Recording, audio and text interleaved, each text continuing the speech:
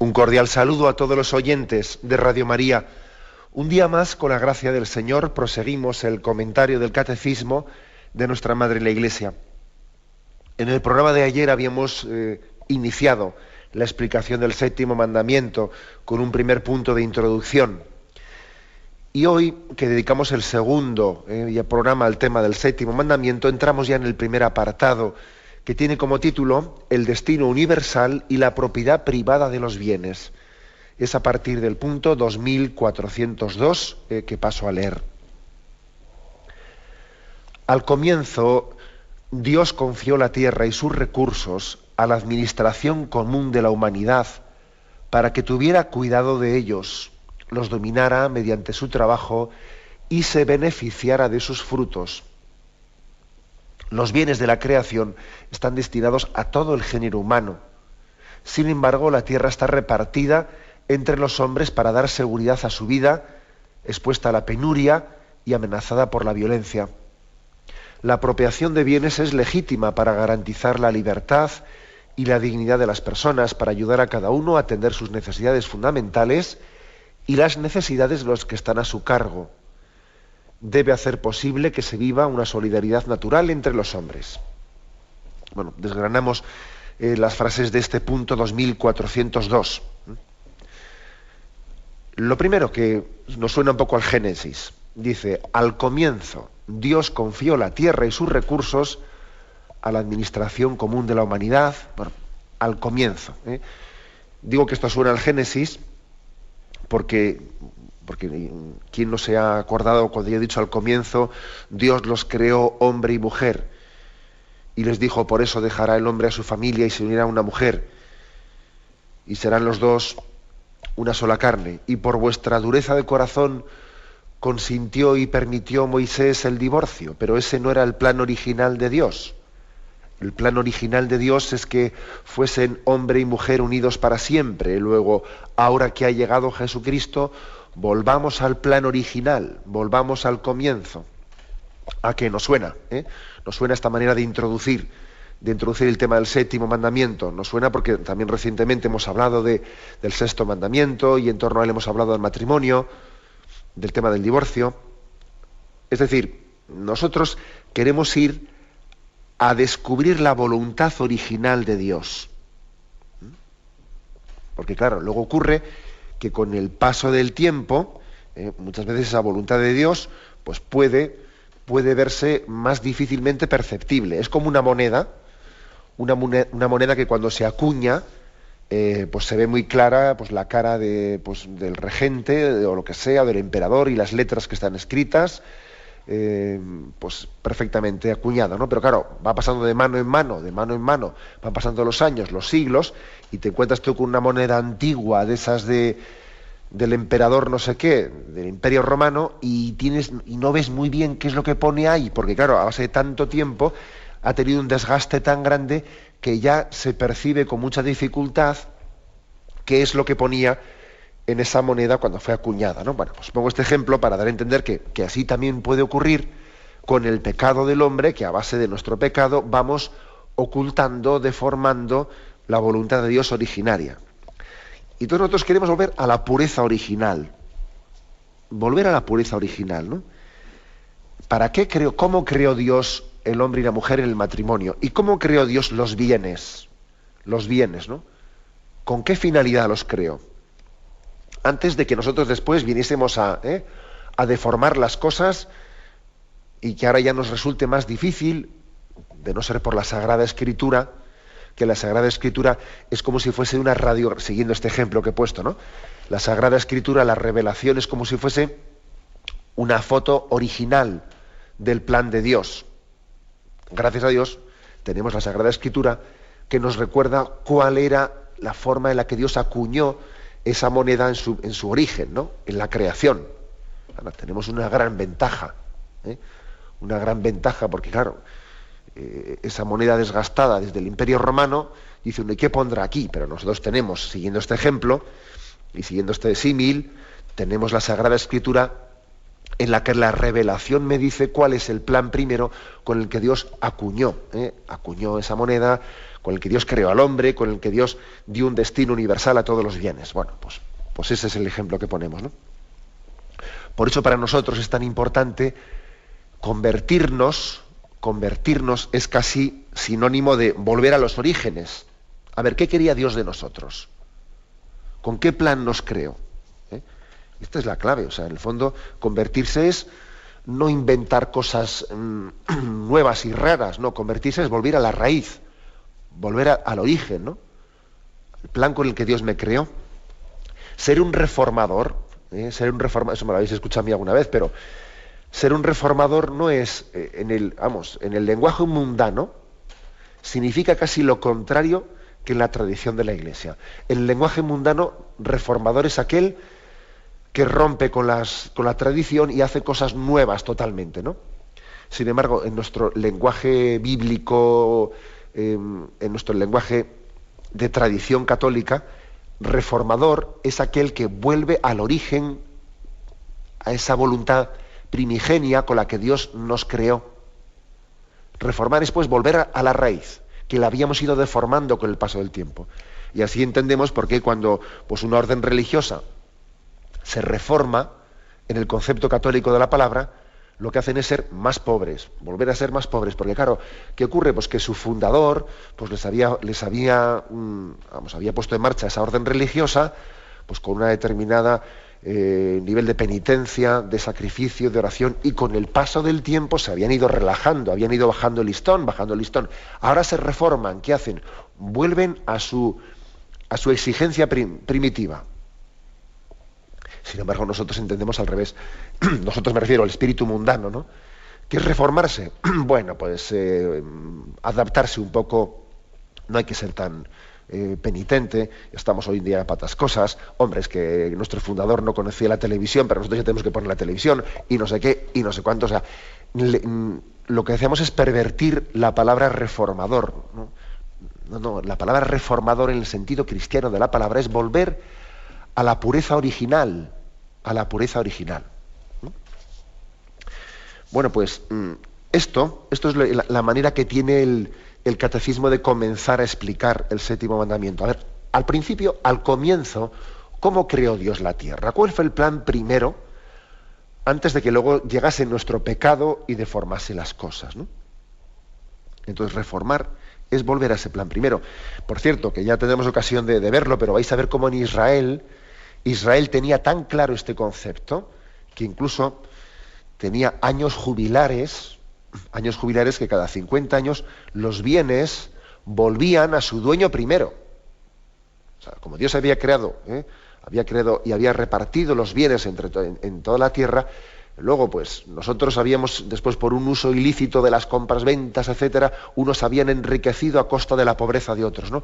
Bueno, pues fijaros qué claro tenía Israel, que había que volver a la voluntad primera de Dios, que cada 50 años decretaban un año jubilar en el que todos los bienes volvían al dueño primero, al que había sido el dueño de las tierras, etcétera, antes de que algunos hubiesen enriquecido a costa de otros, ¿no? Volver pues siempre a las raíces, y volver a las raíces y buscar con mucha sinceridad cuál es la voluntad de Dios para con nosotros. Bueno, pues este es el punto de partida. Y dice, ¿no? Al comienzo Dios confió la tierra y sus recursos a la administración común de la humanidad, para que tuviera cuidado de ellos, los dominara mediante su trabajo y se beneficiara de sus recursos. Un pequeño detalle, un detalle porque aquí nos remiten a un texto, Génesis 1, versículo 26-29. Lo voy a leer y vais a ver que aquí hay un matiz que a mí personalmente me impresiona mucho, ¿no? Dice así: dijo entonces Dios, hagamos al ser humano a nuestra imagen y semejanza, para que domine sobre los peces del mar, y sobre las aves del cielo, sobre los animales domésticos, sobre los animales salvajes, y sobre todos los reptiles, para que se arrastran por el suelo. Y creó Dios al ser humano a su imagen. A imagen de Dios lo creó, hombre y hembra los creó. Y les dijo, y les bendijo, diciéndoles, sed fecundos y multiplicaos, llenad la tierra y sometedla, dominad sobre los peces del mar, sobre las aves del cielo y sobre todos los reptiles que se arrastran por el suelo. Y les dijo también, os confío todas las plantas, que en la tierra engendran semilla, y todos los árboles con su fruto y su semilla, ellos os servirán de alimento. Bueno, aquí, como veis, se remarca mucho en este texto, pues cómo Dios en la creación se la encomienda al hombre, se la da para que la posea. Dice, llenad la tierra, sometedla, dominadla, os la confío, os servirán todas las cosas. O sea, es decir, le está queriendo poner al hombre como dueño, ¿no? Diciendo, mira, aquí te entrego esto, toma las llaves. Es como si se terminase una casa, toma las llaves, utiliza bien de esta casa, te la confío, pues llénala, domínala, que te sirva, etcétera. Es como una entrega, este texto es precioso, porque está remarcando como Dios, fuente de toda autoridad, le está dando al hombre el dominio sobre la tierra, se lo está encomendando. Y no es una cosa hecha a tontas y a locas. Os decía que había aquí un versículo que a mí me enamora, y es el siguiente, ¿no? Que Dios no creó el mundo a tontas y a locas, no lo creó así, pues, no, sino lo creó con una reflexión muy profunda, y una reflexión muy profunda que está aquí remarcada en el versículo 26, cuando dice, dijo entonces Dios, hagamos al ser humano a nuestra imagen y semejanza. Y aquí los santos padres se rompían la cabeza diciendo, ¿y qué quiere decir esto de, o sea, con quién habla Dios cuando habla en primera persona del plural, ¿no? Cuando dice, hagamos al ser humano. ¿Qué pasa? Que Dios está, se trata de un plural majestático, ¿no? Y los escrituristas dicen, no parece meramente un plural majestático cuando dice, hagamos. Es decir, no se explica únicamente por eso, como si fuese un plural deliberativo, ¿no? Sí, que parece como si Dios estuviese consultando, deliberando con su corte celestial qué vamos a hacer, ¿no? O sea, no es una decisión hecha así a tontas y a locas. Es un punto este del versículo que algunos padres de la Iglesia explican que Dios hable en primera persona del plural, pues por el hecho de que son tres personas divinas, Padre, Hijo y Espíritu Santo. Otros padres hablan de que Dios consulta con la corte celestial, bueno, con todos sus ángeles. Bueno, son distintas interpretaciones, ¿no?, que hacen los santos padres para explicar por qué dice hagamos y luego dice nuestra imagen y semejanza. La tradición católica sobre todo se ha inclinado por el hecho de entender que es la Santísima Trinidad, ¿no?, Padre, Hijo y Espíritu Santo, las tres personas que están deliberando, entre comillas, ¿no?, lo de deliberar. Y dice, hagamos a nuestra imagen y semejanza. Somos imagen del Padre, del Hijo y del Espíritu Santo. Pero ¿por qué digo que a mí este versículo me enamora y que hay que subrayarlo mucho? Porque esto nos está recordando que somos fruto, o sea, que la creación es fruto de una decisión y de una voluntad de Dios muy deliberada, que hemos sido queridos, o sea, queridos, pensados, deseados desde toda la eternidad por Dios. O sea, que igual podríamos equivocarnos, ¿no?, desde la interpretación exclusivamente científica del origen del mundo, que como si fuésemos una mera evolución que ha surgido por azar, por casualidad. No. Hemos sido queridos por Dios con un amor explícito. Dios no lo ha hecho a tontas y a locas, como decimos, ¿no? Somos el resultado de ese hagamos. Dios delibera, Dios lo piensa, Dios lo quiere, y Dios crea el mundo. Y nos crea a nosotros y crea el mundo y lo pone en nuestras manos. Y no se equivocó, no, porque Dios no se equivoca. Dios no se equivocó. Bueno, este es por lo tanto un aspecto muy importante a ser subrayado, ¿no? Y es aquí cuando Dios quiere compartir su autoridad, porque Él es el dueño, Él es el creador. Pero nosotros, no siendo los creadores, nos da una autoridad sobre las cosas, bueno, participada, suya, la del creador. No nos corresponde, porque vamos a ver, es el dueño, es el creador el que puede usar de las cosas, ¿no? Sin embargo, a nosotros nos da una autoridad del usuario que está por encima de lo que nos correspondía por naturaleza. Os confío, te lo confío. sométela, domínala, llénala, que te sirva. Esta es, por lo tanto, una primera reflexión sobre la primera frase, insistiendo en, sobre todo, cuál fue el plan original con el que Dios llevó adelante la creación. Tenemos un momento de reflexión y continuamos enseguida.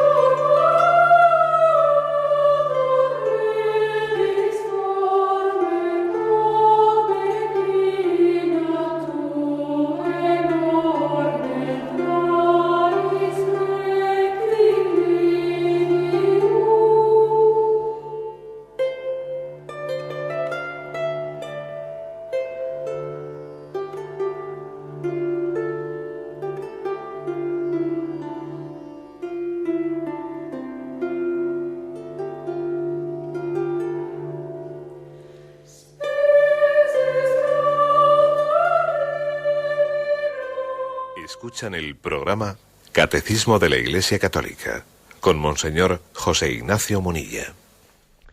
Continuamos el comentario de este punto 2402, que habla del destino universal y la propiedad privada de los bienes, ¿no? Después de haber leído ese texto del Génesis 1, 26, 29, texto en el que se dice: os confío la tierra, llenadla, sometedla, dominadla, para que os sirva, pues para que vosotros os multipliquéis, etcétera, para que vosotros podáis vivir dignamente la tierra. Antes de pasar a la frase siguiente, hay, como a veces nos ofrece el catecismo, un punto del catecismo anterior de referencia que es muy interesante y que no podemos pasar en olvido. Es el punto 226. Punto 226, que dice que una de las consecuencias de la fe en el Dios único es usar bien de las cosas creadas. La fe en Dios, el único, nos lleva a usar de todo lo que no es Él en la medida en que nos acerca a Él, y a separarnos de ello en la medida en que nos aparta de ello. Y aquí viene una oración, una cita de San Nicolás de Flue, que es muy interesante. Dice: Señor y Dios mío, quítame lo que me aleja de ti. Señor y Dios mío, dame todo lo que me acerca a ti. Señor y Dios mío, despójame de mí mismo para darme todo a ti. Bueno, básicamente ayer también hicimos una referencia a esto, pero dado que está aquí todavía referido, le damos una pequeña vuelta de tuerca más, que es decir, bueno, no nos olvidemos, yo creo que aquí el catecismo ha puesto este número para remarcar un detalle, que igual podría quedar un poco en el olvido en ese pasaje del Génesis, y el detalle es el siguiente: Dios ha pensado en los bienes materiales que nos da, nos confía, para que los dominemos, etcétera, la creación. Nos ha dado la creación no solo para hacer posible la vida en la tierra, que evidentemente paso también nos lo ha dado, ¿no? No solo para hacer posible la vida en la tierra y para tener en ella un bienestar y para realizar el bien común, el bien común entre nosotros, sino también para que sean un instrumento, un vehículo para la vida eterna. Y esta perspectiva, la tradición de la Iglesia la ha remarcado con fuerza. Así de claro. Es decir, que los bienes no son solamente instrumentos para que tengamos una vida más amable y más solidaria en esta tierra. No, es que además son también un instrumento para el cielo. Son un instrumento. Por eso la tradición de la Iglesia, pues como San Nicolás de Fluvius, San Ignacio de Loyola, se han atrevido a decir: en tanto y cuanto las cosas nos sirven para acercarnos a Dios, adelante, las cogemos. En tanto y en cuanto nos estorban para llegar a Dios, arrancamos con ellas, nos despojamos de ellas, ¿no? O sea que el criterio para tomar o dejar o despojarse tiene que ser este, ¿no? ¿Qué me ayuda para llegar a Dios y qué me estorba para llegar a Dios? Lo que me ayuda y lo que me estorba. Matiz importante. Y continúa este punto del catecismo. Y dice: los bienes de la creación están destinados a todo el género humano. Sin embargo, la tierra está repartida entre los hombres. Aquí viene, por lo tanto, una primera afirmación, que es un poco de, vamos a ver, ¿cómo compaginamos el que Dios creó los bienes destinados a todos, con un destino común, compartido entre nosotros, y al mismo tiempo en la Sagrada Escritura entendemos que están repartidos entre nosotros? Dice, sí, la tierra está repartida entre los hombres, y además eso en la Sagrada Escritura también se ve, que Dios repartió la tierra prometida a una tribu, a la otra tribu, etcétera, ¿no? Hay como un reparto de los bienes, ¿no?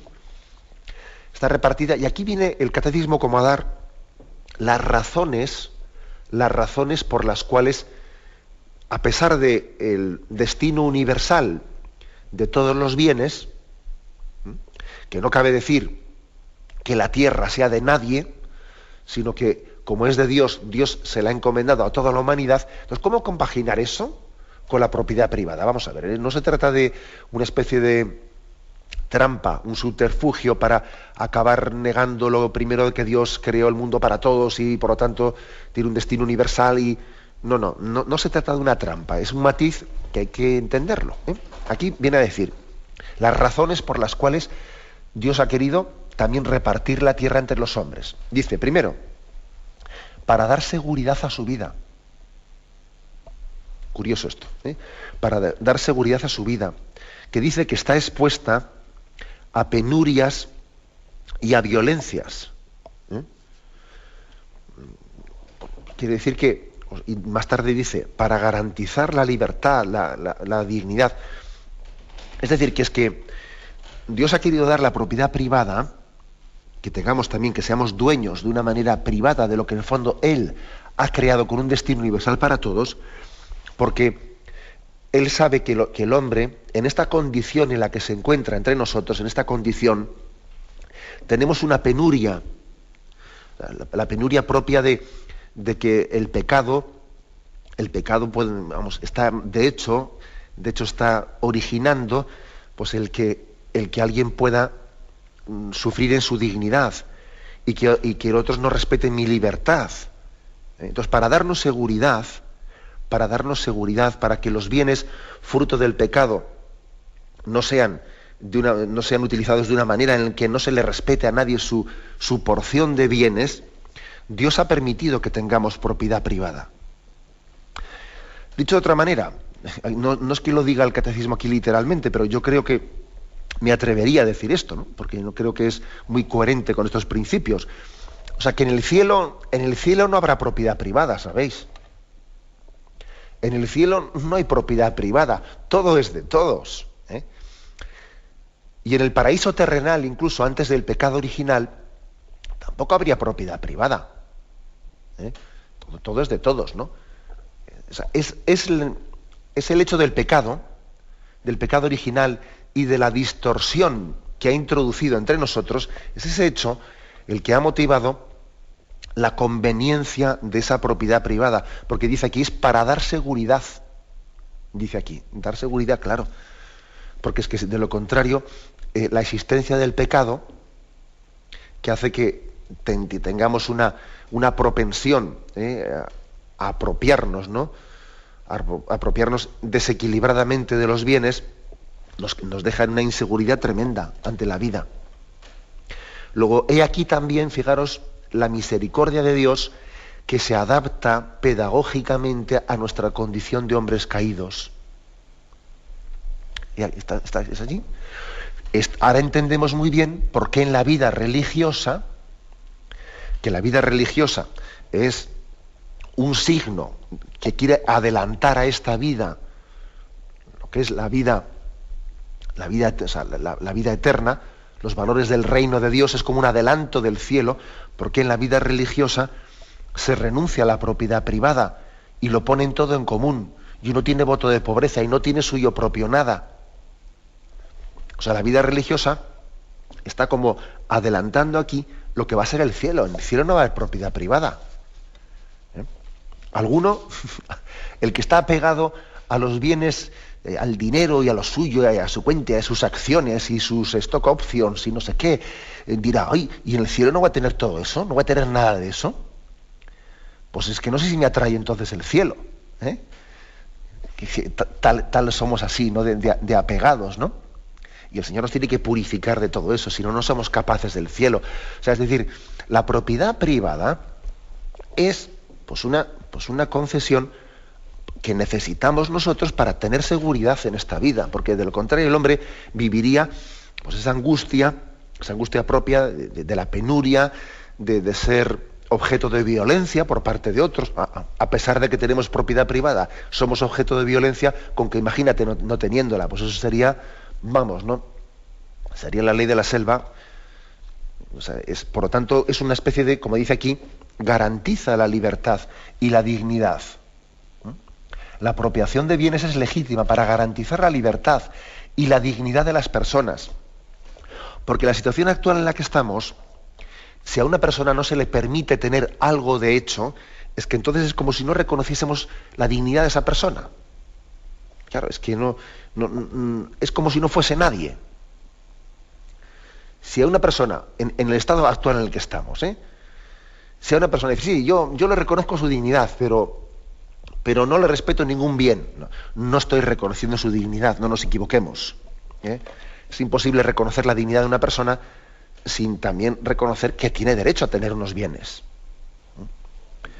Porque es verdad que tiene más valor el ser que el tener, pero si a una persona no le damos derecho a tener nada, pues parece que no es nadie. Así de claro.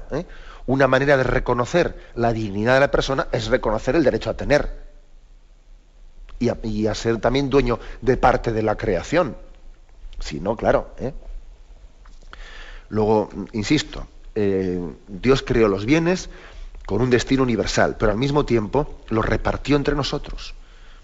Especialmente en esta condición del hombre caído, del hombre después del pecado original, en la que necesitamos, de esta manera, dice, se pueden atender las necesidades fundamentales y las necesidades de los que están a su cargo, que ya no es únicamente, porque claro, uno podría, pues en base también a una opción personal de confianza plena en la providencia, etcétera, podría renunciar a tener una propiedad que le diese unas seguridades, ¿no? Unas seguridades, bien, pero una cosa es que renuncies tú en persona y otra cosa es que renuncies, que tú tengas bajo tu cuidado, bajo tu tutela, unos hijos, una familia, y tú no puedes decir, como vamos a confiar en la providencia, hijos, no vamos a tener ninguna propiedad. No, eso tú puedes hacerlo quizás a título particular, ¿no? Pero tú tienes una obligación de proveer para tus hijos y tu familia, tienes que proveer unos bienes, ¿no? Y por lo tanto, la propiedad privada, para ti que eres padre de familia, es necesaria para poder tutelar a tu familia, a la familia que Dios te ha encomendado. Esta es por lo tanto, una afirmación importante. O sea, Dios se adapta a nuestra condición pecadora y entonces, no es que la propiedad privada sea un pecado, no es un pecado, pero es una utilización de los bienes adaptada a nuestra condición pecadora. Nuestra condición pecadora, que si no fuese por eso, pues abusaríamos mucho más unos de otros, ¿no? Bien, tenemos un momento de reflexión y continuamos enseguida.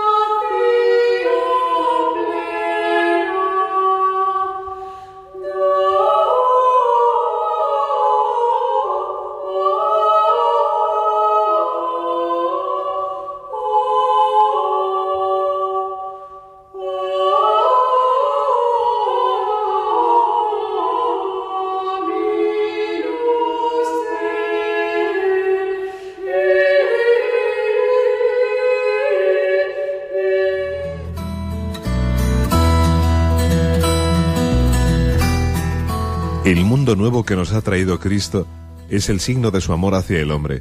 Él, que abrió nuestros caminos a Galilea, nos invita ahora a experimentar su presencia real en nuestras vidas. Resucitados en Él, seguiremos trabajando para allanar el camino que lleva al Padre. Participe con la misión de Radio María y celebre con nosotros la alegría de la Pascua. Ingrese su aportación en cualquier sucursal del Banco Popular preguntando por la cuenta de la Asociación Radio María o llame en horario de oficina al teléfono 914-550-480. Radio María, más fuertes en la esperanza.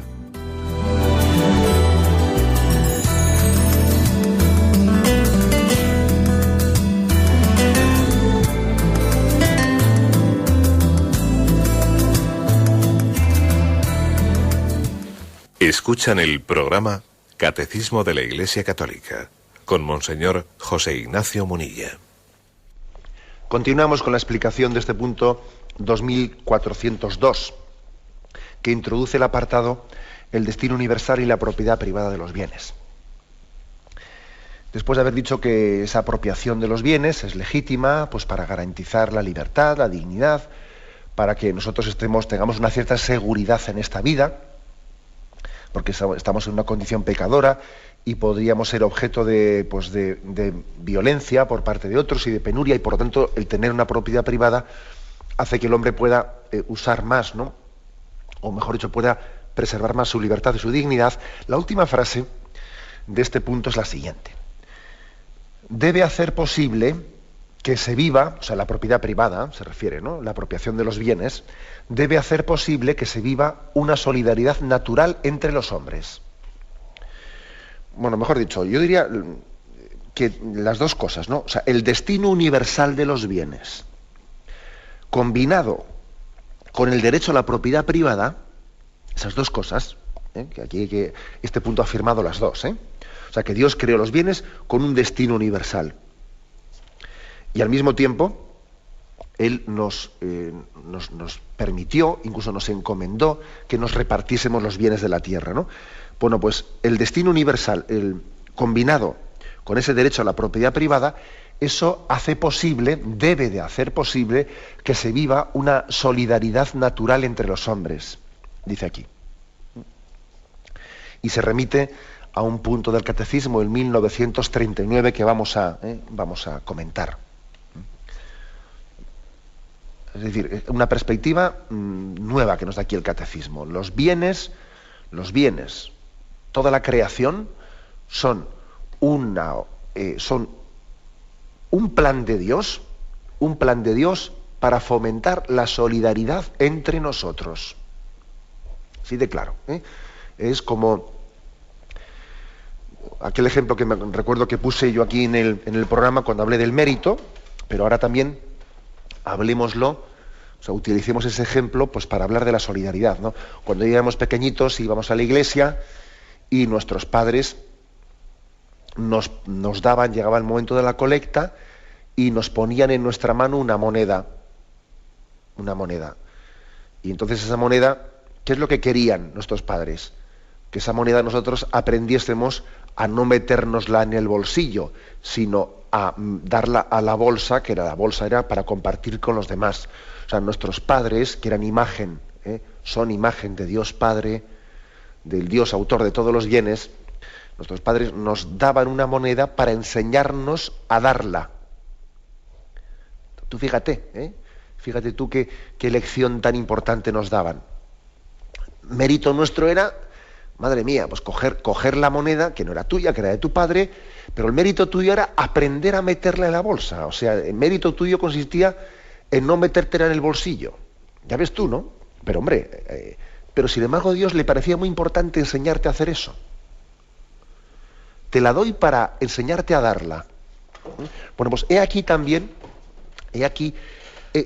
este sentido que tiene también, según dice aquí esta última frase de este punto del Catecismo, el sentido que tienen los bienes creados, para fomentar la solidaridad entre nosotros. Dios lo ha pensado así. O sea, los bienes creados son talentos para ser ocasión de expresar el amor, expresar la solidaridad. y tienen esa finalidad, además de otras, pero esta también es una finalidad más. No solo es para sustentarte, no solo es para que proveas, no, también es para esto. Hay que sumar todos los sentidos de los bienes. Y por eso está esa parábola de los talentos, en la que dice que unos tenían más talentos que otros. Y se espera de los que tenían más talentos que los hiciesen producir. Y quien tiene más bienes, quien en esa distribución de los bienes se ha quedado con más bienes, ¿no? O Dios ha permitido en su providencia que tenga más bienes, Dios espera de él más signos de solidaridad. ¿O por qué te crees, pues, que Dios permitió que esos bienes llegasen a sus manos? Imaginémonos que hubiesen llegado honestamente, ¿no? O incluso aunque no hubiese sido tan honestamente, o sea, llegado un momento determinado, Dios quiere que en este momento, en esta situación, los bienes sean una ocasión de expresar la solidaridad y nuestro desprendimiento. Se nos remite, decía, a este punto, al punto 1939, donde dice: el principio de solidaridad, expresado también con el nombre de amistad o caridad social, es una exigencia directa de la fraternidad humana y cristiana. Y ahora fijaros que aquí se cita un texto de una encíclica de Pío XII, Summi Pontificatus, en la que se dan como las razones, se dan 3 razones de por qué debe de existir un principio de solidaridad humana.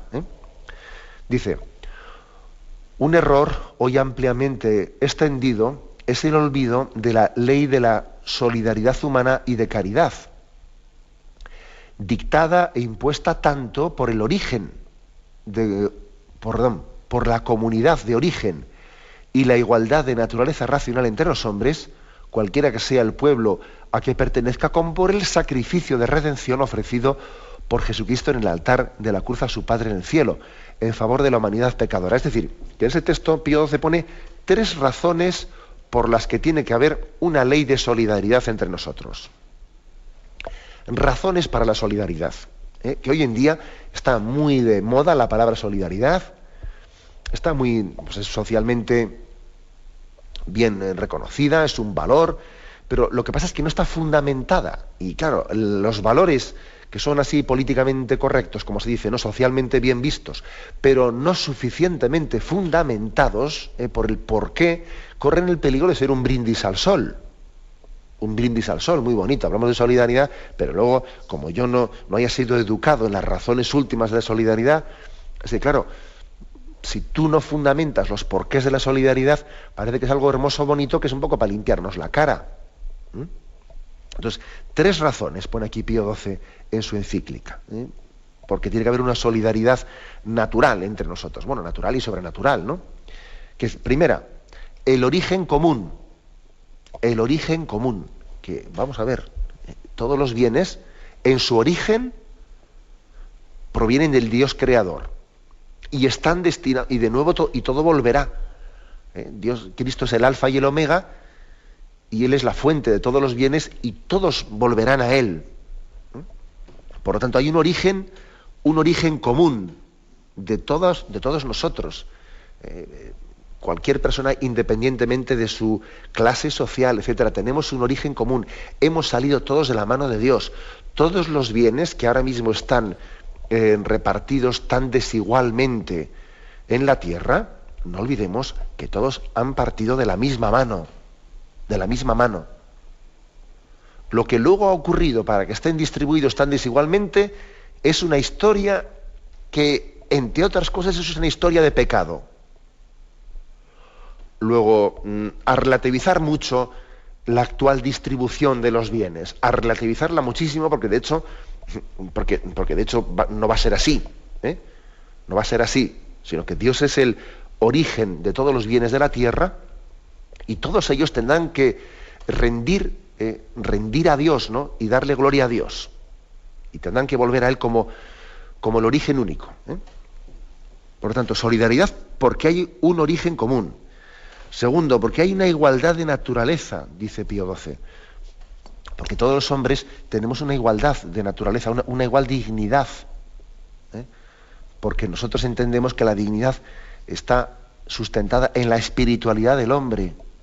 Y entonces hay otros tipos de características, como puedan ser salud, que si es sano, no es sano, que son totalmente secundarias, o que tiene una cultura mayor, una cultura inferior, o que es de una raza, es de otra raza, es de un continente primer mundo, segundo, es totalmente secundario, porque tenemos una naturaleza espiritual común.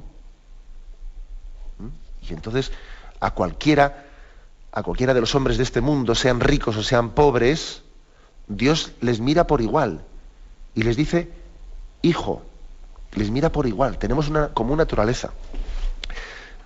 Yo recuerdo también haber hecho un comentario en este programa sobre cómo tenemos que educarnos en esto, ¿no? Recuerdo pues que en algunos momentos, en esos trabajos que tiene que hacer un sacerdote construyendo una parroquia, pues inevitablemente, el día que le toca visitar a un empresario o a alguien muy pudiente, ¿no?, que tiene que pedirle, pues, o tiene que sacudirle la cartera, pues, para hacer la parroquia o para construir no sé qué, no sé cuántos, inevitablemente tenemos, pongo el ejemplo del sacerdote, pero cualquiera de vosotros puede poner el ejemplo suyo particular, ¿no? Tenemos la tentación de mirar a esa persona de una manera muy especial. Voy a hacer una visita muy especial hoy, porque voy a visitarle a tal, y a ver si le saco, ¿no? Si le saco esos milloncitos, pues para hacer la parroquia, esto, lo otro. Entonces parece como, tenemos la tentación, claro, puede ser un poco inevitable, y por eso es importante esta perspectiva de fe con la que estamos remarcando, ¿no? Como si esa persona fuese muy especial, y sin embargo Dios la mira exactamente igual que a esa pobre viuda, que echa en el óbolo, que echa pues en el cepillo de la iglesia sus céntimos, la mira exactamente igual. Y esto nosotros tenemos que tenerlo en cuenta, y tenemos que mirar el mundo con los ojos de Dios y valorar el mundo como Dios los valora. Aquello que decía la canción, ¿no?, que todos somos iguales a los ojos de Dios. Por lo tanto, motivos para la solidaridad. Primero, origen común de todos los bienes. O sea, todos los bienes han salido de manos de Dios y vuelven a Él y tienen que darle gloria a Él. Segundo, igualdad de la naturaleza, que nosotros somos iguales, tenemos la misma dignidad espiritual, todos los seres creados. Y por lo tanto será absolutamente injusto que teniendo la misma dignidad haya una utilización desproporcionada de los bienes, ¿no? Y en tercer lugar, tenemos un mismo Redentor. No solo hemos tenido un mismo Creador,